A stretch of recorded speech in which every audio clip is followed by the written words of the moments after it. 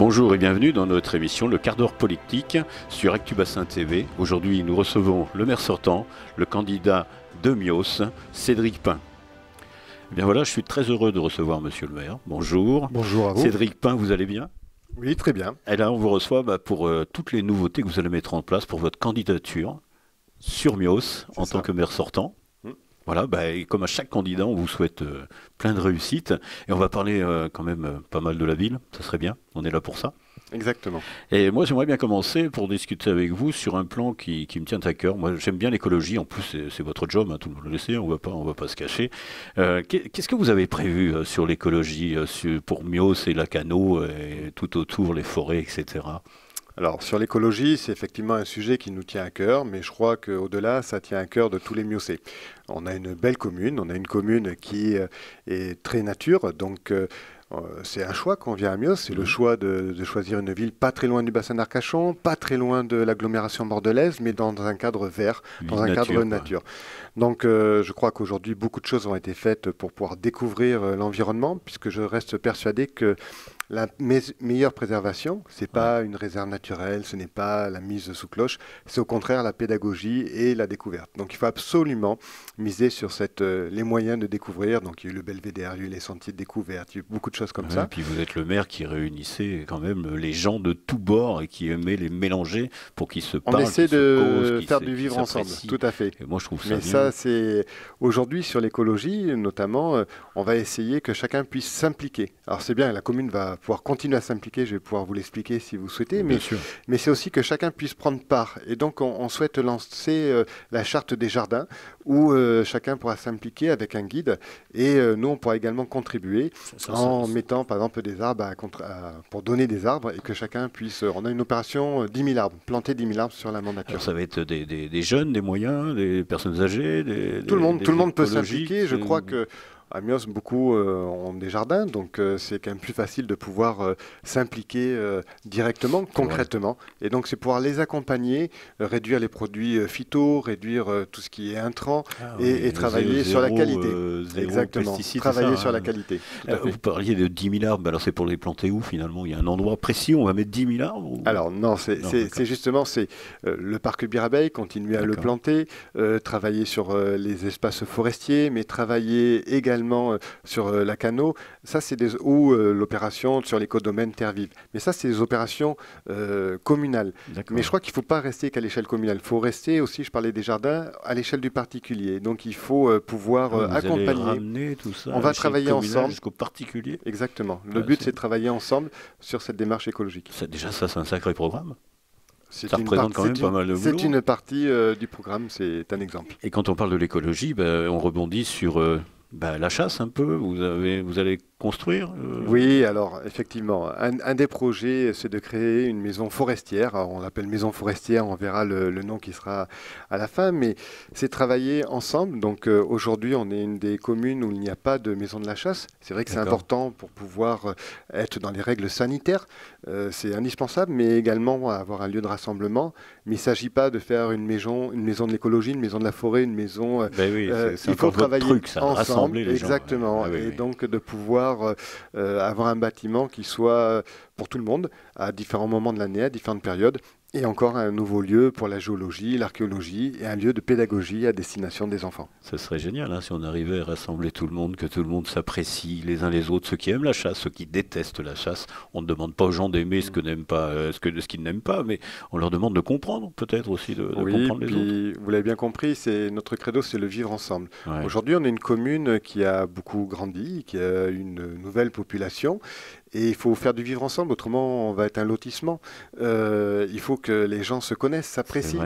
Et pour ça, il faut faire de la culture, il faut faire de la nature, il faut travailler sur des moments de rencontre. Il faut faire de l'habitat un peu particulier. Est-ce que vous allez mettre en place l'habitat c'est un habitat juste extraordinaire. Moi, je trouve ça top parce que ça s'appelle intergénérationnel. Déjà, le nom, il est compliqué. On va dire que ce sont des gens qui se rassemblent de tout âge. Et c'est Monsieur le maire qui va voir ça avec tous ces élus, avec tous ses collègues. Je peux vous en dire 2 mots, si vous voulez, non, de mais ce je vais projet. Bien vous demander. La résidence, dites-moi ce que vous allez faire. La résidence intergénérationnelle, c'est notamment pour les personnes âgées. Alors, notamment, parce qu'aujourd'hui, on s'aperçoit qu'il y a beaucoup de personnes âgées, un certain nombre, plusieurs dizaines, qui se retrouvent seuls, isolés. Et c'est des fois compliqué à vivre quand on est isolé.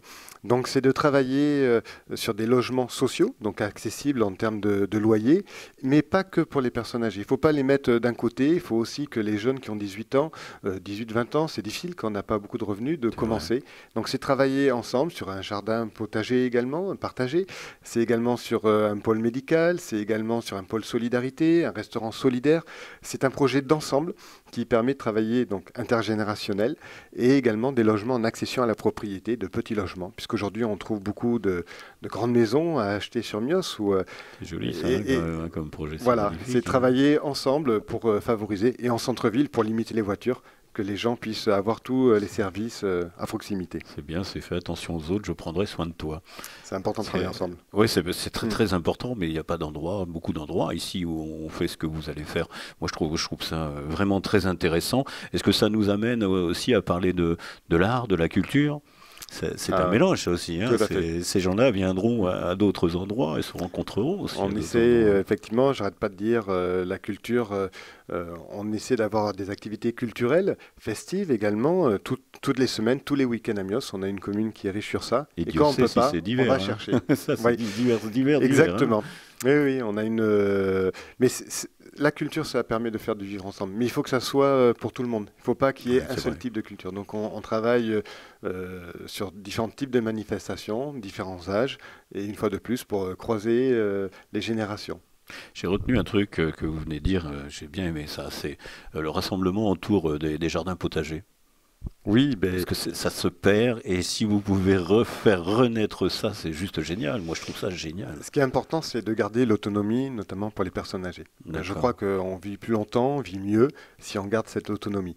Donc, il ne s'agit pas de construire que des logements, il faut un peu d'animation. Oui. Et c'est vrai que notamment autour d'un jardin potager, quand on a vécu dans une grande maison avec un grand jardin, on se retrouve dans un logement en centre-ville un peu plus petit. Mais il ne s'agit pas que chacun vive chez soi dans son appartement. Donc il faut proposer, pas imposer, mais proposer des animations autour d'un jardin potager et partagé. Je ne connais pas beaucoup de monde qui dirait non, j'ai pas envie d'aller au jardin potager. Tout le monde a envie d'aller voir un jardin potager, même si on n'y participe pas, en tout cas allez le voir. Mais une fois que vous allez construire tout ça, ça va ramener du monde. Il va y avoir du monde, il va falloir des entreprises, un plombier, un électricien. Alors vous avez des projets là-dessus aussi pour les entreprises, les commerces et autres. Alors déjà sur la population, c'est vrai qu'on a eu un PLU qui a permis de réduire l'urbanisation, donc qui est rentré en 2019. Donc on va commencer à voir les actions prochainement. Il faut maîtriser cette urbanisation. Mais c'est vrai que sur le développement économique, il y a eu BA2E, l'agence de développement économique qui a été créée à l'échelle des 17 communes, ça c'est important. Et je crois que chaque maire, même si la compétence n'est plus communale, elle est intercommunale, je crois que chaque maire reste impliqué au quotidien sur les entreprises et notamment sur le centre-ville. Qu'est-ce qu'il y a comme facilité? Comment vous allez inviter les entreprises à venir s'installer à Mios? On a partie Mios Entreprise qui est plutôt pour l'industrie. D'accord. Le petit commerce, on va parler. Artisanat. Voilà. Donc le petit commerce, c'est le centre-ville. Donc il y a un vrai projet de revitalisation du centre-ville avec justement quelques logements. On parlait d'intergénérationnel, des logements sociaux, des logements accessibles, mais également du commerce, ce qu'on appelle en rez-de-chaussée, avec un centre-ville qui doit être renouvelé, beaucoup plus attractif. Dynamique. Dynamique, et qui doit donner envie de se promener à pied et d'avoir les commerces à disposition, à proximité. Oui. De là est partie votre campagne d'ailleurs, du salon de thé tout nouveau. Exactement, c'était mettre un clin d'œil, mettre un peu l'accent sur une nouvelle entreprise, un nouveau commerce, très sympathique. C'est toujours essayer de soutenir au mieux nos entreprises locales. C'est pour ça que vous êtes aussi avec nous sur Actu Bassin TV aujourd'hui. Exactement. C'est quand même une petite boîte qui part de la Cano de Mios, de chez vous. Exactement, de la Cano de Mios. Voilà, bienvenue à tous les gens qui vont s'installer, qui vont créer des petits commerces ou de l'artisanat. En tout cas, sur Mios. Mais il faut créer la structure il faut créer les conditions, il faut créer un centre-ville accueillant et dynamique pour ça. Donc les appartements sociaux, sans parler d'intergénérationnel, il va y avoir aussi C'est Ou ça fait important. partie Aujourd'hui, du vous même... savez, on est une commune qui a un retard important sur ce qu'on dit logements sociaux. On ne devrait pas appeler logements sociaux. On Comment devrait vous les logements appelez, vous? accessibles pour tous. Ouais. C'est 80% des Français qui ont droit. Et on a tous un moment une difficulté dans la vie. On débute, on n'a pas forcément beaucoup de revenus. Quand on est personne âgée, on a des revenus qui chutent. Et C'est puis on vrai, peut ouais. avoir des accidents dans la vie, plein de choses qui peuvent arriver. À tout moment de la vie, on peut avoir besoin d'un logement pour tous. Donc aujourd'hui, on a un vrai déficit. Donc le but, c'est pas de construire encore des maisons, Non. mais justement proposer ces logements qui permettent de donner un coup de pouce Ouais. quand on en De a se le plus sortir un besoin. peu de, Exactement, comme on dit, avec des loyers modérés. avec des loyers modérés. C'est une véritable aide de la ville de Mios quand même. C'était une bonne orientation chose. forte en termes de solidarité. Ah, Oui, ça mais, c'est clair. j'aime bien votre côté un peu. Je n'ai pas envie de dire ce mot social parce que comme vous, je n'aime pas ce mot-là, mais j'aime bien cette envie de donner un coup de pouce. Et le donner un coup de pouce, ça veut dire que les gens peuvent se sortir de panades et de galères. On qui a tous arrivent, besoin à un moment je ou à un crois, autre. ouais. Personne n'est au-dessus, tout le monde a besoin. Donc, et une fois de plus, à toutes les générations. C'est vrai. Et en plus, vous êtes un grand sportif.